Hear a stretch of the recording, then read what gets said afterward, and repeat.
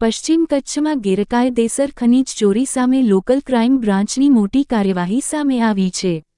Kothara police station વિસ્તારમાં રાયધંજર ગામની સીમમાંથી બેન્ટોનાઇટના ગેરકાયદેસર ખોદકામ અને સંગ્રહ મામલે એલસીબીએ કાર્યવાહી હાથ ધરી છે। પોલીસ મહાનિરીક્ષક શ્રી ચિરાગ કોડિયા અને પશ્ચિમ કચ્છ પોલીસ અધિક્ષક શ્રી વિકાસ સુંડાના માર્ગદર્શન હેઠળ એલસીબી ટીમ પેટ્રોલિંગમાં હતી ત્યારે બાતમી મળી હતી કે લીઝ બહારથી બેન્ટોનાઇટનું ખોદકામ કરી તેનો ગેરકાયદેસર સંગ્રહ કરવામાં આવી રહ્યો છે। તપાસ દરમિયાન હકીકત સાચી જણાતા પોલીસે ખાણ ખનીજ ધારા કલમ 34 મુજબ કાર્યવાહી કરી એક હિટાચી મશીન અને 2 આઈવા ટ્રક ડિટેઇન કર્યા છે। સમગ્ર મામલે આગળની કાર્યવાહી માટે ખાણ અને ખનીજ વિભાગ ભુજને રિપોર્ટ સોંપવામાં આવ્યો છે।